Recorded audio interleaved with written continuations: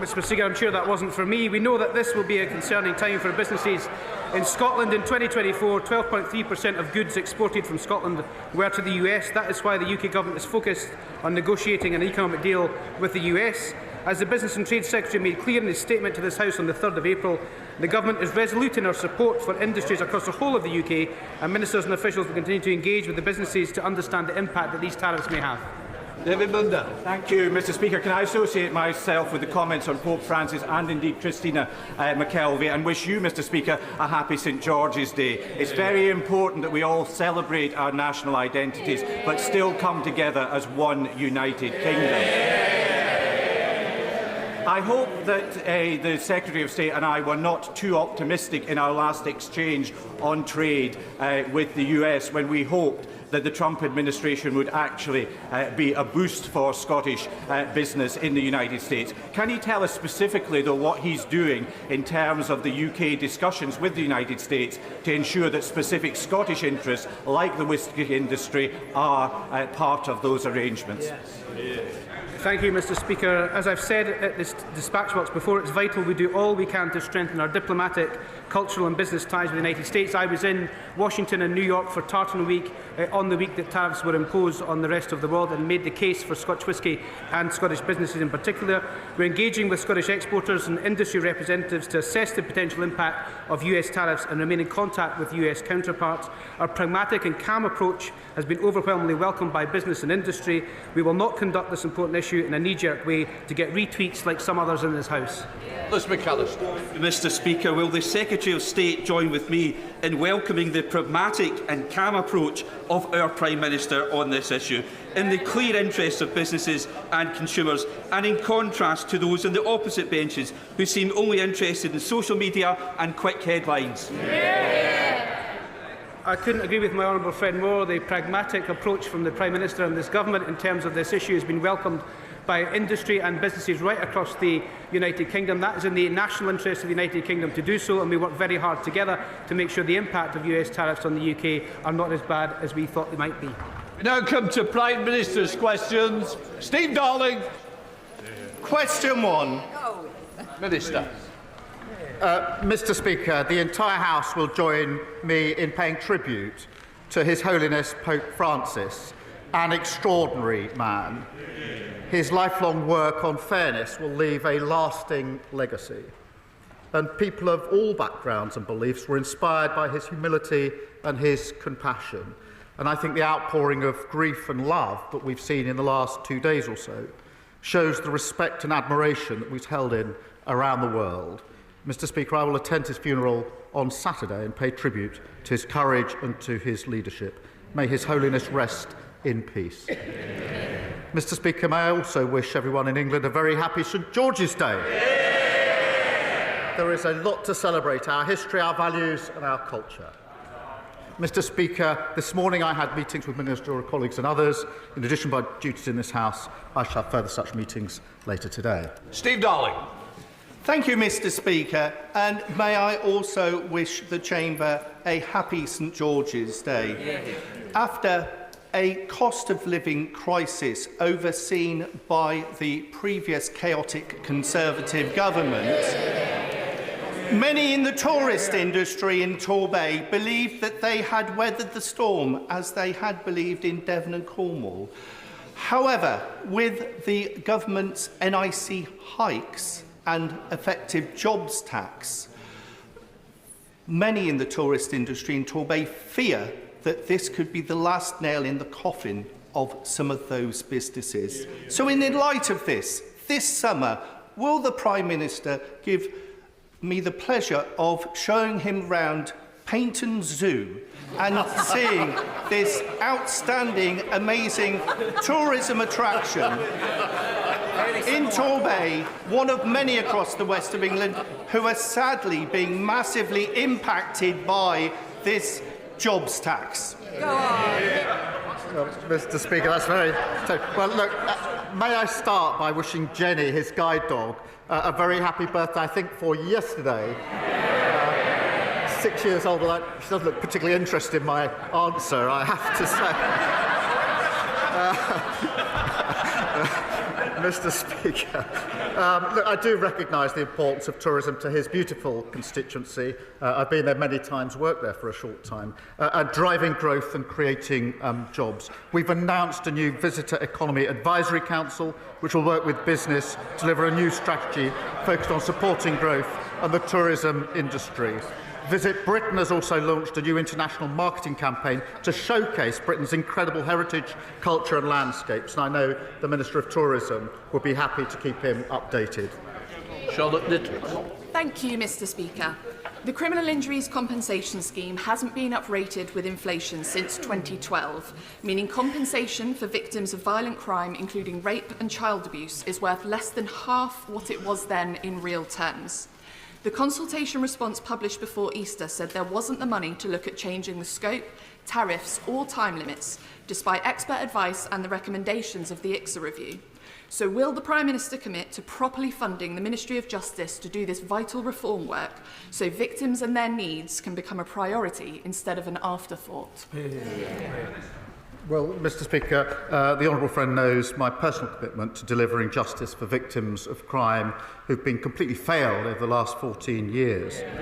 We are improving access to compensation through better online systems and equipping staff with the skills they need to better support victims. We are, of course, also consulting on a revised Victims Code that will increase the powers of the Victims Commissioner to ensure more accountability, and I'm happy to ensure that she meets the relevant minister to discuss those issues. We now come to the Leader of the Opposition, Kemi Badenoch. Mr. Speaker, can I also wish everyone a happy St George's Day? And can I also associate myself with the remarks about the passing of His Holiness Pope Francis on Easter Monday? Being married to a Catholic, I know the profound loss for millions in Britain and across the world. Mr. Speaker, does the Prime Minister now accept that when he said that it was the law that trans women were women, he was wrong? Well, Mr. Speaker, let me be clear. I welcome the Supreme Court ruling on this issue. It brings clarity and it will give confidence to women and, of course, to service providers. The Equality and Human Rights Commission will now issue updated guidance, and it's important that that happens and that all service providers then act accordingly. This government's approach and my approach has been as follows: to support and implement the Supreme Court ruling, and we will; to continue to protect single-sex spaces based on biological sex, and we will; but also to ensure that trans people are treated with respect, and we will; and to ensure that everybody is given dignity in their everyday lives. I do think this is the time now to lower the temperature, to move forward and to conduct this debate with the care and compassion that it deserves, and I think that should unite the whole House. Mr. Speaker, he can't bring himself to admit that he was wrong. That was the question. But he spoke about respect and dignity and compassion and lowering the temperature. So will he now apologise to the member for Canterbury, the very brave member for Canterbury, for hounding her out of the Labour Party simply for telling the truth? Mr. Speaker, I've always approached this on the basis that we should treat everyone with dignity and respect, whatever their different views, and I'll continue to do so. And I'll tell you, Mr. Speaker, for why. Because when we lose sight of that approach and make this a political football, as happened in the past, then we end up with the spectacle of a decent man, and he was a decent man, the previous Prime Minister, diminishing himself at this dispatch box by making trans jokes whilst the mother of a murdered trans teenager watched from the public gallery just up there. That will never be my approach. My approach will be to support the ruling, to protect single-sex spaces and treat everybody with dignity and respect. And I believe there's a consensus in this House and the country for that approach. Mr. Speaker, there is no apology for the member for Canterbury. There is no taking of responsibility. He talks about political football. He practically kicked her out of his party. Constructive dismissal constructive dismissal. He talks about my predecessor. What about the abuse I faced from his MPs calling me a transphobe for supporting what the Supreme Court has now clarified in his words? And where was he? He hid for 6 days without commenting on the Supreme Court judgment. Why did it take him so long to respond? Isn't it because he was scared? Minister. Mr. Speaker, the only fiction here is the idea she delivered anything in office. She held the post of Minister for Women and Equalities for 2 years, and she did precisely nothing. She provided no clarity on the law, did nothing to improve women's lives, which got materially worse under her watch. They talk, for example, about hospitals and mixed-sex wards, uphill and down-dale. What happened in the last decade? The use of mixed-sex wards in our NHS rose by 2,000%. And there's a pattern of behaviour here. Women and Equalities Minister failed to do anything for women. The Trade Minister, who failed to get a trade deal with the US. The Business Minister, who failed to get a deal with British Steel. She's a spectator, not a leader. Mr. Speaker, I will tell him what I did. I stopped the gender... I will. Yes. When his Labour leader in Scotland was whipping his MSPs to get male rapists into women's prisons, I stopped that gender recognition bill. I helped commission the Cass review. I replaced the guidance on single-sex toilets. I made sure that the puberty blockers issue was resolved while he was sitting there cheering on the ideology that was taking away safe spaces. And when the Prime Minister stayed silent last week, presumably waiting for what Morgan McSweeney thinks, on his WhatsApp groups, some of his closest ministers were plotting to overturn the Supreme Court decision. Labour MP after Labour MP stood up yesterday and challenged the ruling. How can we take his government seriously on this? Well, I think the WhatsApp group you should be worried about is the one of his shadow Justice Secretary. And Mr. Speaker, the mask has slipped just 1 week before the elections because the shadow Justice Secretary is not here. A man who's doing everything he can to replace her. The man that most of them want as leader of their party has admitted that Reform and the Tories are working together. He said, I want this fight to be united. He said he's determined to bring this coalition, he calls it, together one way or another. Well, I think we know what that means. Every Tory voter is appalled at the thought of paying for the NHS. Every Reform voter who hates what the Tories did the last 14 years, they're not Conservatives, they're a con. Who's playing political football now? He's got no answers, Mr. Speaker. He's got no answers. Yesterday, Labour MP after Labour MP challenged the ruling. He should be more worried about his backbenchers than my frontbenchers. Labour ministers called the chair of the Equality and Human Rights Commission appalling. Baroness Faulkner's role is critical to enforcing the court's judgment. She has had to put up with relentless abuse, not just from his front bench, but from activists and ideologues. Reappointing her will be a clear sign that he is taking this issue seriously. So will he commit to reappointing Baroness Faulkner when her term expires this year? Mr. Speaker, I've always said the debate should be conducted properly on the principles of debate. I've said it many, many times. But I would remind the Leader of the Opposition that when they were in government, violence against women and girls reached record highs, rape prosecutions fell to record lows, and millions of women were left stuck on NHS waiting lists, unable to get the health care that they needed. Under this Labour government, NHS waiting lists down by more than 200,000, domestic abuse specialists in 999 control rooms. We've strengthened access to maternity pay, something she calls excessive. She talks about political footballs, but a coalition between Reform and the Tories being formed behind her back, we know what that means when the Shadow Justice Secretary and the member for Clacton cook up their joint manifesto. NHS charging a pro-Russia foreign policy, enter workers' rights.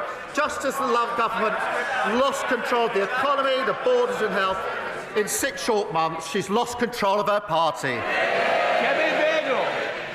Mr. Speaker, he's clearly so uncomfortable talking about this subject. Yes.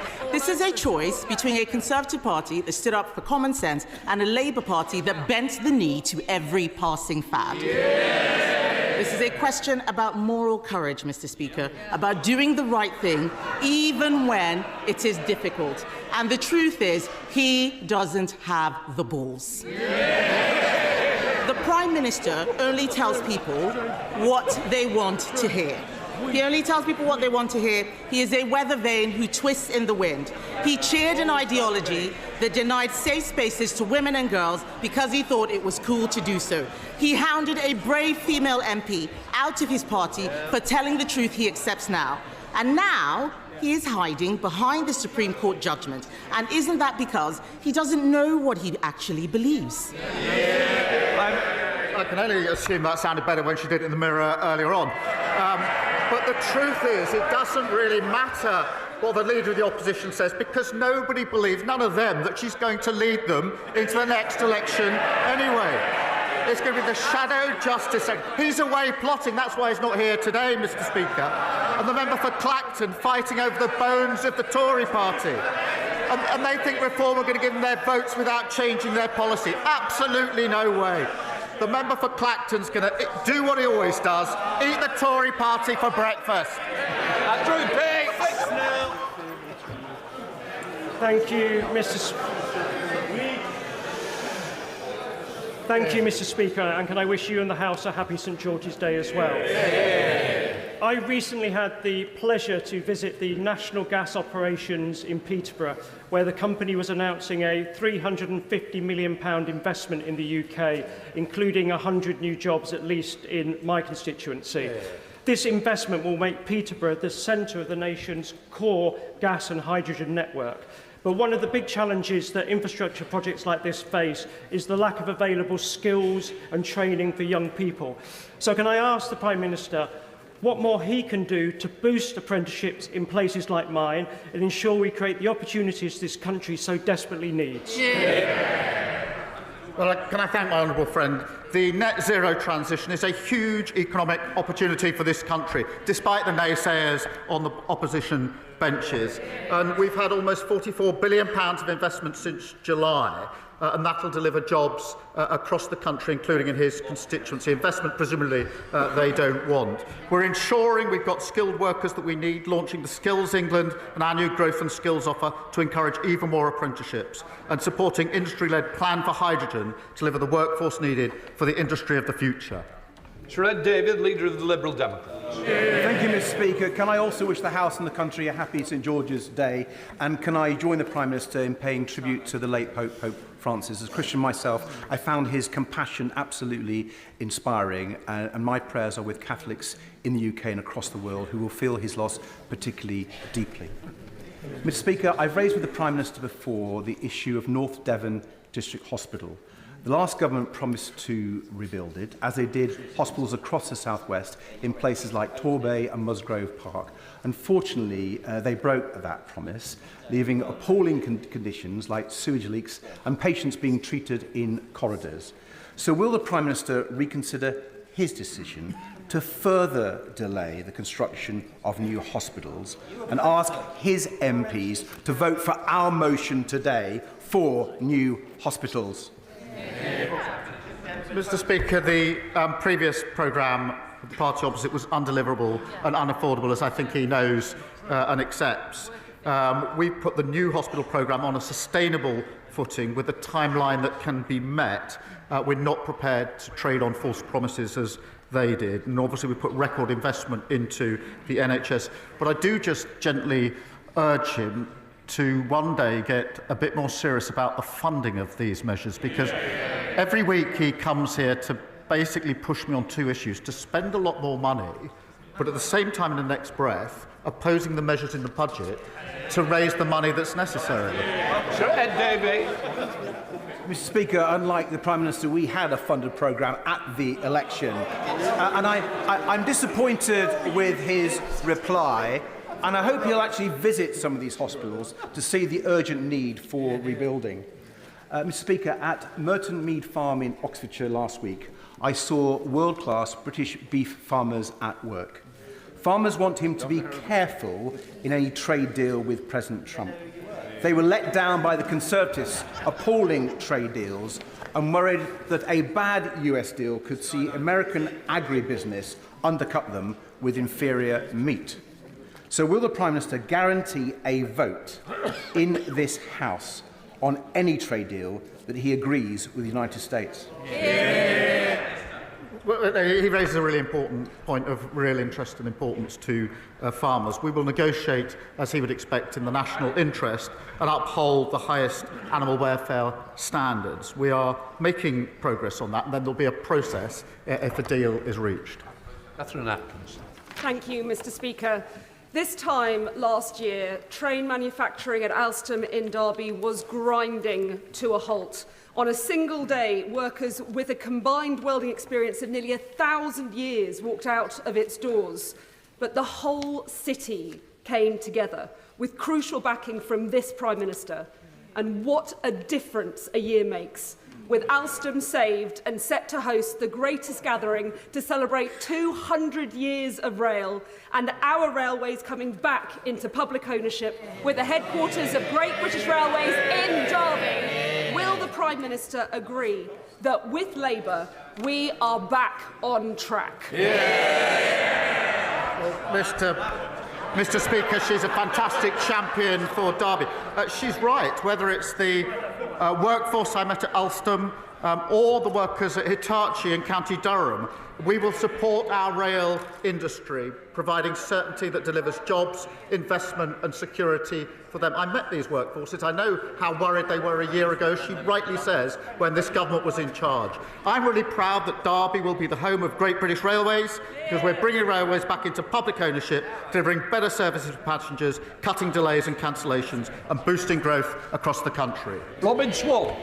Thank you very much, Mr. Speaker. Can I join the Prime Minister and my party in regards to the condolences to the passing of His Holiness Pope Francis? Mr. Speaker, the Prime Minister is often referred to his time working in Northern Ireland, and I've spoken to one of his bosses who speaks of his diligence. I wonder in that vein, could he speak to his Northern Ireland team about their understanding of the Belfast Good Friday Agreement? Because the Secretary of State in an interview seemed to think that it had been negotiated by Ian Paisley rather than David Trimble and my party. His Northern Ireland Minister has said at the start of this week that the future of Northern Ireland as part of the Union is dependent on opinion polls, and she wasn't sure if she was a Unionist. Can the Prime Minister confirm to me his understanding of the principle of consent and confirm to this House that he is a Unionist? I thank him for that question, and I did work in Northern Ireland for 5 years and therefore appreciate firsthand how important these issues are. And it was a very formative period for me in terms of my career and my thinking.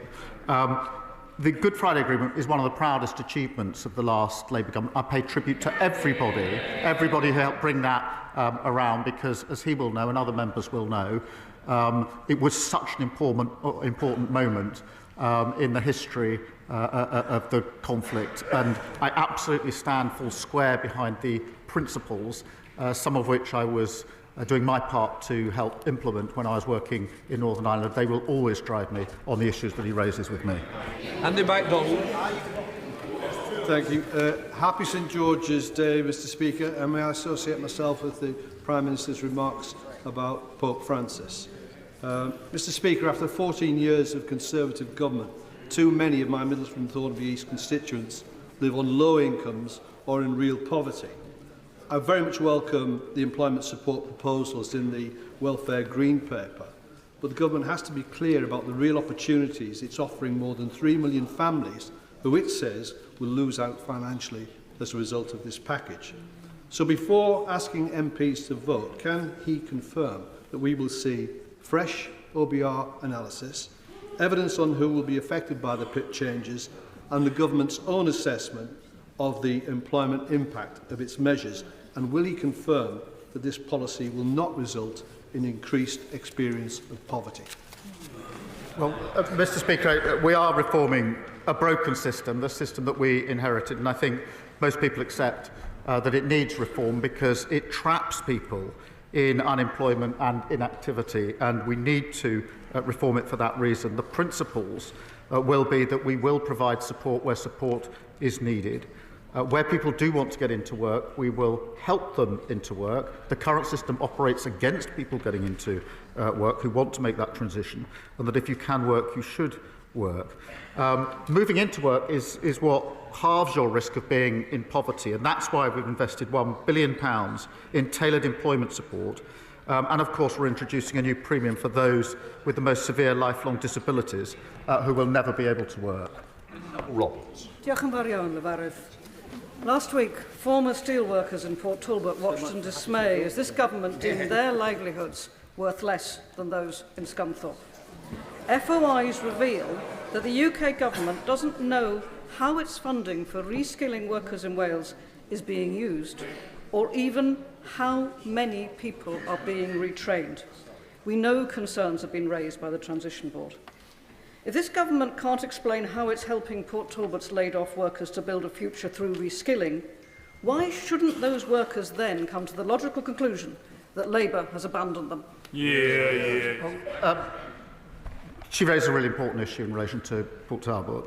I've visited a number of times and heard firsthand from the workforce there. And she may or may not know that even in opposition before the election, I was talking to the owners to try to persuade them to delay their decisions because I knew an election was coming. That's how important I thought it was. I would remind her that at the same time, the then Prime Minister refused to pick up a call to the First Minister to even discuss the issue. I took a different approach because I realised just how important it was. I would remind her, because she compares it with the decision we took last week, that the blast furnaces were turned off in January of last year, the coke ovens in March 2024, and therefore that was before the election. That was the very thing I was trying to ensure didn't happen for reasons that she and the workforce will understand, and I was talking to the workforce throughout that. What we've been able to do there since then is to negotiate an improved deal with Tata. We did that within 10 weeks, better terms for the workers, and we're working hard to maximise opportunities from the £1.25 billion investment in electric arc furnace, and supporting those with job losses with £80 million of funding to learn new skills, supply chains and protect communities. But I mean, she talks about protecting working people, but she voted against the biggest settlement, devolution settlement, since devolution. That includes more money for public services, including the NHS, and they voted against it. Minster. Can I commend the Prime Minister and his government for the action taken so far to reform the NHS in England, making it fit for the modern day with improved technology, more GPs and appointments, and waiting lists cut for consecutive months. However, it is deeply unfortunate that in Scotland we have an SNP government that has made the political choice to waste taxpayers' money on vanity projects, flawed legislation and failed court cases rather than focus on improving our health service. Does he agree with me that the people of Airdrie and Shotts, who have been promised a new hospital for almost a decade, deserve far better than suffering and pain on waiting lists and receiving treatment in crumbling buildings as a direct consequence of SNP incompetence?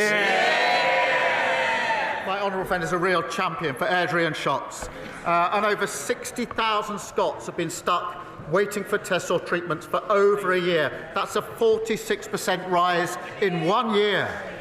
And yet almost 50,000 fewer operations have been carried out compared with before the pandemic.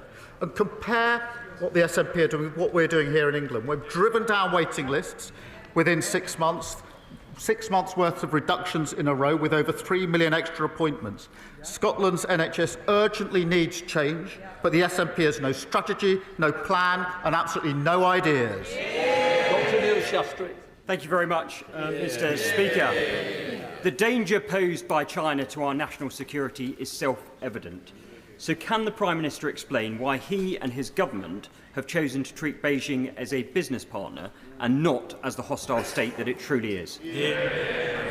Well, Mr. Speaker, I've set out our approach to China a number of times. It's not materially different to the approach of the last government in the last years of the last government, I might just add. And in relation to Scunthorpe, of course, the deal that we had to deal with during recess was the deal negotiated by the last government. We've taken sensible decisions in the national interest and will continue to do so. Thank you, Mr. Speaker. I'm sure the Prime Minister will join me in celebrating the opening of the new Brixton Blood Donation Centre in my constituency, which in 3 months has seen over 3,700 people donate, over 1,000 of them first-timers and 10% of them black. However, with sickle cell anaemia, the fastest growing genetic condition in the UK, this is not enough. Demand for the RO blood subtype, more common in people of African descent, is rising 10 to 15% annually and is crucial for treating sickle cell. Rules around travel as well as inaccurate iron tests are seeing willing black donors turned away for 4 to 12 months. Of course, blood donation must be safe, but failure to review these guidelines is costing lives. So will the Prime Minister commit to reviewing these rules and join me in calling on you, Mr. Speaker, to help us all play our part by facilitating a biannual blood drive in Parliament? Well, I'll leave that to you, Mr. Speaker. I think it's from me to suggest that you donate your blood. Well, I'm sure you do, and we can support this jointly. And actually, across the House, we should take that up under your leadership, Mr. Speaker. But let me join her in welcoming the new Brixton Blood Donor Centre and the life-saving support that it provides. Increasing donor diversity is a priority for the NHS. And we're working to increase road blood donations by engaging with communities who are more likely to have this blood type. And I'll make sure that she meets the relevant health minister to discuss what more we can do in this area. Sir David Davis. British governments of all political persuasions have long taken pride in reducing the carbon footprint of British manufacturing industry. Unfortunately, in too many cases, and too much of it, of this so-called reduction has been achieved by driving British industry abroad to other countries, like China and India, that actually use more carbon to produce the same product. British steel is just the latest of this, which is bad for the global environment and also disastrous for the British economy. And this is against a background of European carbon policies that have failed over 20 years. So does the Prime Minister have a new domestic British policy which will protect British industry from this long-term disastrous trend? Prime Minister. Well, Mr. Speaker, we are doing everything available to us to protect car building in this country, and he will have noticed that 2 weeks ago I made announcements about the Z mandate and what more we could do to support the industry at the moment. That was an immediate response to circumstances as they were, but I indicated at the time, and I do so again, that we will do whatever it takes to support our car industry. Mr. Speaker, my constituent Billy spent months trying to see a GP to investigate his symptoms. It took 4 months of telephone appointments before we finally got seen in person and actually got the tests that diagnosed stage 4 cancer. A delay in diagnosis which has dramatically changed his prognosis, and as someone who's become a friend, it hurts me to see the pain he is now living in. Does the Prime Minister agree with me that primary care is a vital part of the healthcare system and we need wider access to both in-person appointments and to telephone ones? Well, I'm deeply sorry to hear about Billy's case, and I'm sure the whole House is. And our focus has to be on making sure GPs spend more time caring for patients. And that includes the investment of an additional £889 million into general practice in England, putting over 1,500 GPs into surgeries since October. We did deliver a record settlement for Scotland's public services to help fix our NHS and ensure people like Billy get the care that they deserve. John Glenn. Thank you, Mr. Speaker. Through the ages, an innovative and vibrant City of London has underpinned investment and growth in the wider economy. But the main challenge the city currently faces is how to get more capital into capital markets. Now, I believe, and many believe, that London can gain new momentum if the government takes bold action to challenge and empower those who steward our pension assets to do things in new ways. So I ask the Prime Minister Following the decision of the Chancellor to offer continuity of leadership at the FCA, will he convene an urgent number 10 summit with city leaders and the regulators to reset and to maximise the chances that the city can lead economic growth and recovery in these times of grave uncertainty and turmoil? He's right that we need to go further and faster in terms of kick-starting growth, attracting the investment that we need to create jobs, and our regulators must regulate for growth and not just for risk. And we do want that continuity of leadership that he mentions, and we are convening and getting people together to drive that growth, and we'll take away the ideas that he puts on the table. Listen to him. Thank you, Mr. Speaker. Proposed changes to personal independence payments mean that people who require various levels of support due to lifelong conditions such as learning disabilities will not meet the new eligibility criteria. However, the Green Paper introduces a group of people with lifelong conditions who will not be subject to reassessment. Can the Prime Minister confirm that people with a learning disability, which is a lifelong condition that will not change, will be included in the group of claimants who will not be subjected to repeated reassessments? Right, thank her for her question. I know this means a lot to her. We're clear on the principles for reform, protecting those with the most severe disabilities who will never be able to work, as she references, and making sure people with the most severe disabilities and health conditions will never face the prospect of being constantly reassessed again. We are making sure that extra financial support is based on the impact of health condition or disability, not the capacity to work, and I can reassure her we're carefully considering options for transitional protection. Dave Dugan. Thank you, Mr. Speaker. His Chancellor's economic policies started off badly and have headed rapidly downhill from there. His Energy Secretary's policies ensure that energy-rich Scotland lives under the highest domestic and commercial energy prices in the world, and his Foreign Secretary provides diplomatic cover for the atrocities committed in Gaza by the IDF, to the horror of the people of Scotland. This is just one, but he is the incompetent-in-chief who refuses to bring his ministers into line. Just one of the reasons that independence enjoys an 11-point lead over remaining in this dysfunctional, broken Brexit Britain. Does he understand why the people of Scotland are so dissatisfied with the latest iteration of dysfunctional British rule in Scotland? Does he understand the electorate in Scotland answered that question in July of last year? I remember there used to be quite a few of them sitting around here. Now it's a distant cry from up there. Final questions, Zara Sultan. Thank you, Mr. Speaker. Last week, humanitarian law organisations applied for an arrest warrant for Israeli Foreign Minister Gideon Saar over alleged war crimes in Gaza, including the siege of Kamal Adwan Hospital and the torture of its director, Dr. Hussam Abu Safir. Yet the red carpet was rolled out. Saar has justified blocking vital humanitarian aid into Gaza, backed the illegal annexation of Palestinian land, and rejected a Palestinian state. The Prime Minister is a human rights lawyer, so surely he knows that the UK has a legal duty to uphold international law. Why then did he block the arrest of an unindicted war criminal? I didn't. Right, that completes Prime Minister's questions.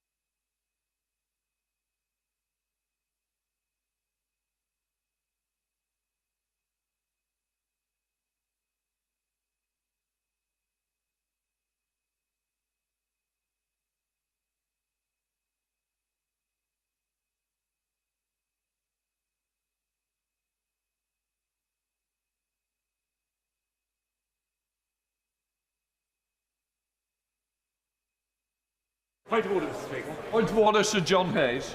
Mr. Speaker, you, like me, have long been a supporter of Britain's nuclear test veterans.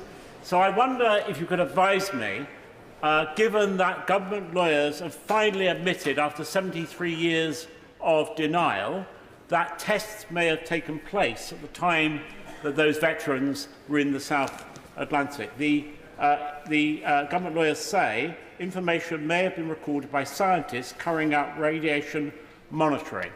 This surely requires a statement in the House by a government minister, Mr. Speaker, and I wonder how I can facilitate that.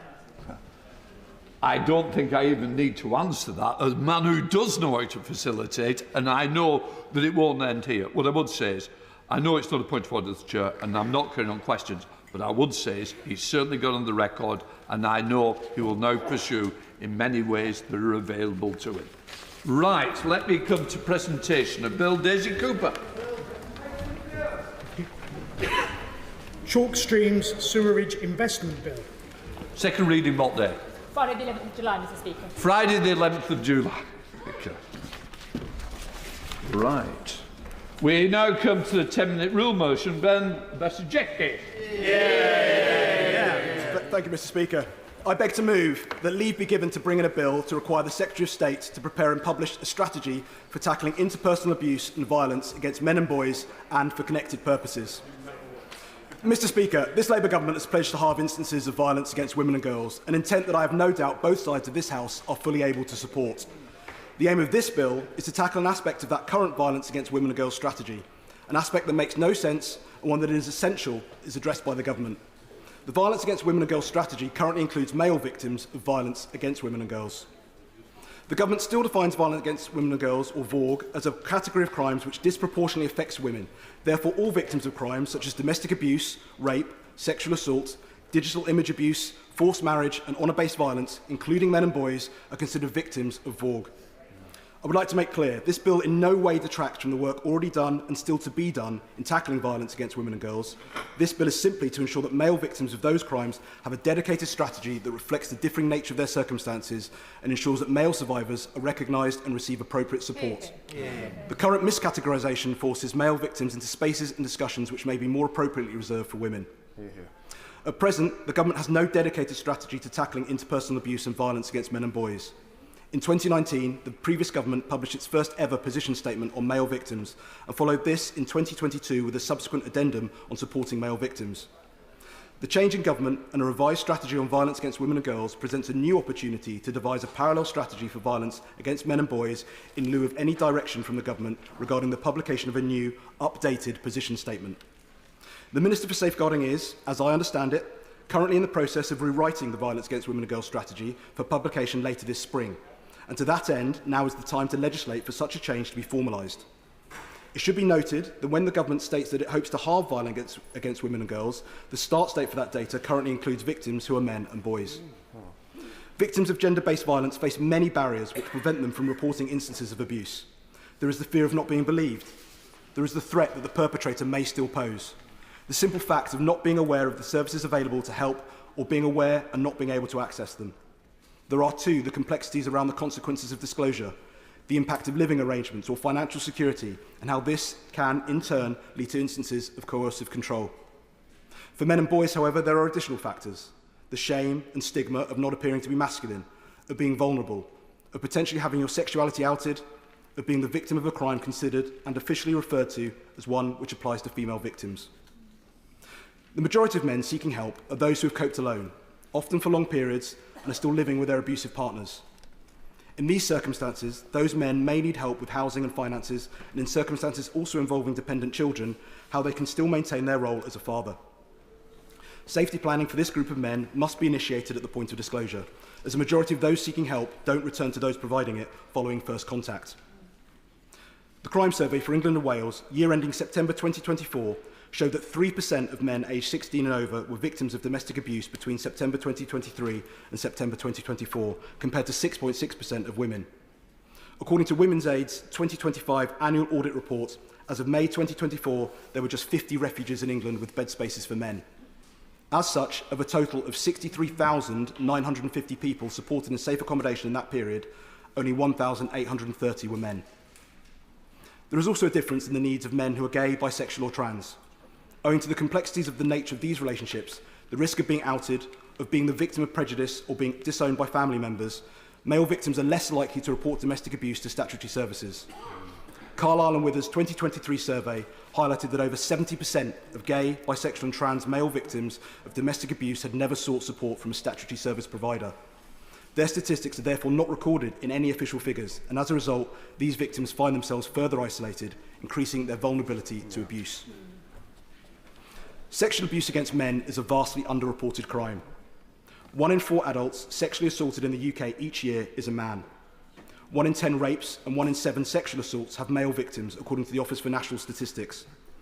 3.5% of boys become victims of child sexual abuse before they turn 16. 1 in 4 victims of child sexual abuse are men. Over 70% of child sex abusers are people known to their victims. Shame, stigma, homophobia, emasculation are all factors in preventing sexual abuse from being reported, and it can often take years for a male victim to report a sexual assault to the police. Male sexual assault survivors are 3 times more likely to tell a family member, friend or colleague than they are to report an incident to the police. ONS data suggests that fewer than a third of male victims of sexual assault have ever disclosed what they have experienced. For straight men, there can also be a hesitancy to disclose abuse, owing to a misconception that men should be physically strong enough to prevent an assault. Male victims of abuse who have been forced to penetrate by a partner can struggle to identify their experience as abuse because it has caused them to be aroused. Rape and sexual abuse should never be minimised because the perpetrator is female. The law currently states that whilst males and females can be the victim of rape, only males can realistically commit the act of rape. The introduction of a force to penetrate sexual offence could therefore address this. Honour-based violence is another factor poorly understood and catered for. Victims of honour-based violence are at greater risk of repeat victimisation and are often at risk from multiple perpetrators, but there is no discrete crime of so-called honour-based violence or abuse defined in our legislation, and so in most instances, male victims will be classified by police as victims of violence without injury or stalking and harassment. Data from the Crown Prosecution Service suggests that around 30% of prosecutions for honour-based violence involve male victims. Additionally, the Forced Marriage Unit has consistently seen that 20% of forced marriage victims are male, and this can often include men from overseas who are forced to marry UK citizens and can find themselves forced into domestic servitude, thus also becoming victims of modern slavery. This time last year, research undertaken by Emeritus Professor Nicola Graham-Kevan of the University of Lancashire published data on how male survivors feel about being categorised as victims of violence against women and girls. 89% stated that it made it harder to seek help. 89% stated that they experienced distress. 88% stated that the government does not care. 80% stated that it was minimising their experiences. 75% stated that it wasn't taken seriously. 73% stated that it wasn't recognised by society. It is clear that the damaging impact of including male victims within a strategy that caters for violence against women and girls means that male survivors cannot identify with that labelling. Organisations such as We Are Survivors, the Men and Boys Coalition, Mankind Initiative have been instrumental in providing support for male victims and advocating for a solution to this issue, and I thank them for the work they have done to highlight this inequality. Last November, the Victims Commissioner, Baroness Helen Newlove, wrote to the Safeguarding Minister outlining many of the same concerns as I have highlighted here. These concerns are not unique. They are shared by the male survivors community. The view of the Victims Commissioner should not go unheeded, nor that of her predecessor, Dame Vera Baird-KC, who expressed similar views. The purpose of this bill is echoed in those words. I believe it is beyond time for a dedicated men and boys strategy with specific policies, strategic milestones and accompanying funding. A tailored approach for male victims of interpersonal violence is essential to developing their rights and ensuring the ability of appropriate support services. I urge you to seize this opportunity to create both a robust cross-governmental VORG strategy and a separate, comprehensive strategy for men and boys, with clear policies, strategic targets, milestones and sustainable funding arrangements. 6 months later, and with nothing further heard on implementing such a strategy, this bill has been required in order to push the Safeguarding Minister into taking action. My hope is that male survivors of such traumatic violence and abuse can finally be given the focus their plight deserves. I also hope the members on both sides of the House feel that they can support what this bill sets out to achieve, and I thank them all for their time in listening this afternoon. Yeah. The question is that the honourable member have leave to bring in the bill. The question is that the honourable member have leave to bring in the bill. As many of that opinion say aye. Aye. The contrary, no. I think the ayes have it. The ayes have it. Who will prepare to bring in the bill? Sir Ian Duncan-Smith, Sir Roger Gale, Sir Ashley Fox, Charlie Dewhurst, Wendy Morton, David Simmons, Paul Holmes, Rebecca Smith, Bob Blackman, Alison Griffiths, Richard Holden, and myself, Mr. Speaker.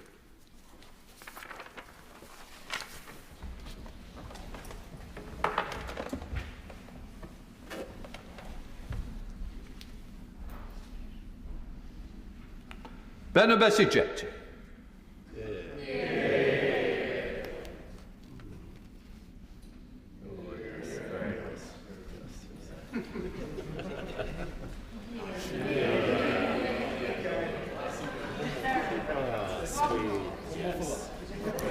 Interpersonal abuse and violence against men and boys strategy bill. Second reading what day? Friday, 16th of May. Friday, the 16th of May.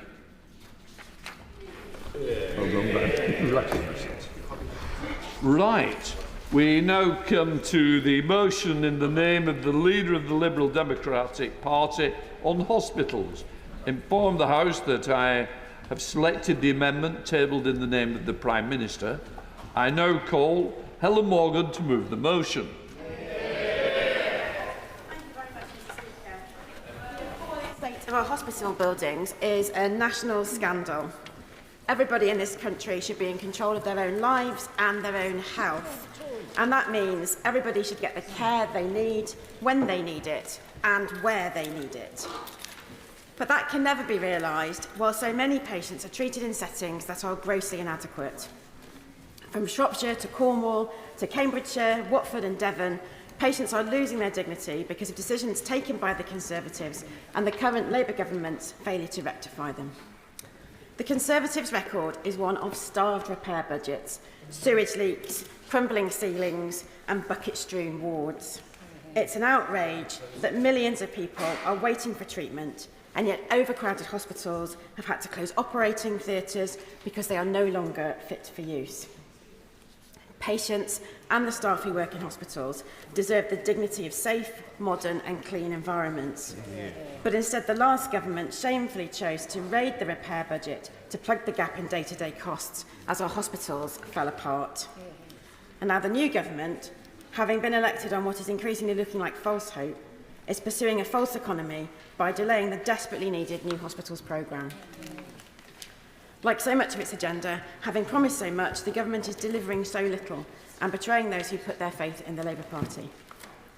Farmers who were fed up with the Tories, who took them for granted, have been hit by a tax grab on their families' futures. Employers who were promised growth and no new taxes have been whacked by an increase in national insurance, and patients who were promised new hospitals have had them taken away from them. I will give way. I was with her almost up until the point that I congratulate on this debate. It's absolutely true that the new hospitals programme was not new hospitals and it was unfunded under the Tories. But it is being funded now under Labour, and I'm seeing, in the case of my hospitals, the Imperial Hospitals Trust, that money is being invested in that, and we're preparing for the major rebuilds of those. So perhaps you will give a little bit of credit to what the new government has done, as well as correctly identifying the shambles that we were left in. I thank him for his intervention. He'll be aware that there weren't 40 new hospitals, they weren't all hospitals, and there weren't 40 of them. But the issue we have here is that the start dates for many of the hospitals that urgently need rebuilding have been pushed back into the 2030s, long beyond the life of this Parliament. And the people who are served by those hospitals were promised new facilities, and they haven't had them, and that's devastating for those communities. So, if the Conservative approach was contemptible, Labour's approach has been to procrastinate. The cost to the NHS of papering over the cracks and keeping hospitals running past their natural lifespan is enormous. That's why the government must reverse the delay to the new hospital programme at once and urgently deliver the new hospitals that patients have long been promised. I will give way. Honourable Member. I thank the Honourable Member for giving way. I wonder if she can explain to me how spending £22 billion extra on the National Health Service this year can in any way be described as procrastination. It's important to recognise that the additional investment in the NHS, if you look at the numbers from the ABR, and I'm sure the gentleman has, it amounts to about £10 billion a year. because of the cost of the national insurance hikes and the cost of compensating other public sector employers for those hikes. So the £22 billion is somewhat misleading. And the point that we are trying to make is that it is a false economy to keep these buildings going with a crumbling estate, to keep repairing them, patching them up, putting a sticking plaster on those problems, when those buildings need to be demolished and rebuilt. It's a false economy. Yeah. It would be much better to build them up front and save those repair costs in the future. Yeah. So we need to ensure that no one is treated in broken, uncomfortable and unsafe facilities. Repairing and replacing, as I've just said, crumbling substandard hospitals is not only vital for delivering better care and treating more patients, it's crucial for rebuilding the economy after years of economic vandalism. So how much does all this cost? In my county of Shropshire, the cost of the maintenance backlog across all the sites has reached about £75 million. And I'm sure everyone here would agree that £75 million is a lot of money. Indeed, it's so much that it's the total amount of capital investment the government has given for hospices this year. But in terms of hospital maintenance, it's a drop in the ocean. Hospitals like Torbay need more than £50 million to clear the backlog. Hospitals like Watford have a backlog of £63 million, I will in a moment, while Hull Royal Infirmary requires an eye-watering £70 million. Across England, the figure is a colossal £13.8 billion, and that is just to bring our existing hospital estate up to a minimum standard. And I'll give way to the gentleman. The honourable member is, of course, right that there is a huge amount of money needs to be spent, and a lot of that money goes back to the fact that in the 2010s, as Lord Darcy tells us, £37 billion less was spent on hospital buildings than should have been spent. Could you perhaps remind me who was in government in the first half of the 2010s? Helen Morgan. The honourable gentleman will be aware that there has been, that when you come into government and have to clean up the mess left behind by the previous government, you have to make some very difficult choices, and it is the job of the opposition to point out where they would make those choices and where they would do take different options.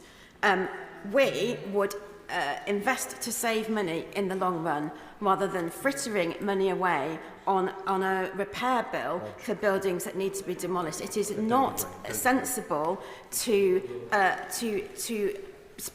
pour good money after bad when the right thing to do is invest in the new estate, invest in a fit-for-purpose, modern estate that doesn't have these endless and extortionate maintenance requirements every single year. No. I'm going to make some progress, if that's okay. That's right. So, at North Devon District Hospital, the ducting of the ventilation system that serves the operating theatres hasn't been changed since it was installed in 1979 and can't be replaced due to the ceiling height and the asbestos that's present there. As a result, all operating theatres have been non-compliant with NHS England buildings guidance since 2007. Now, the good people of Devon clearly need a new hospital. They were promised they would have this by 2030, only for the Labour government to take this away and decide the change they need won't be delivered for another decade. Even hospitals with comparatively few maintenance problems, like Royal Shrewsbury Hospital, which serves my constituents, with its £35 million backlog, are clearly a long way short of being up to standard. Now, I'm not going to go into detail again today about the catalogue of issues in Shropshire, the ambulance delays, the ambulance station closures, the waiting times for check-ups, scans and surgeries, the substandard state of cancer care. But all this is combining to put huge pressure on hospitals where both the staff and the buildings are straining under the load. Mr Speaker, can I commend the Honourable Lady and the opposition Lib Dem party for bringing this forward? It's very important. One of the issues that the Honourable Lady and the party haven't mentioned in their notice of motion is the issue of car parking. It is a continual problem. Those who can't get car parking spaces close to the hospital, those who are disabled, those who are going for appointments which are then delayed or missed. So does the Honourable Lady agree when it comes to addressing the issue that the party is setting out very clearly what needs to be done? Car parking has to be central to that as well. Intervention. Obviously, car parking is a real problem, particularly where public transport is poor, something that plagues my constituents, and when it's unrealistically expensive for people who need to use the hospital facilities. So I thank him for that point. The point of the NHS crisis is that it impacts on patient outcomes. So patients like my constituent Emma was left in the fit to sit area for 48 hours despite having been diagnosed with suspected sepsis. 96-year-old Mary waited in an ambulance outside for 11 hours, and 82-year-old Paula spent 24 hours in a trolley, on a trolley in a corridor.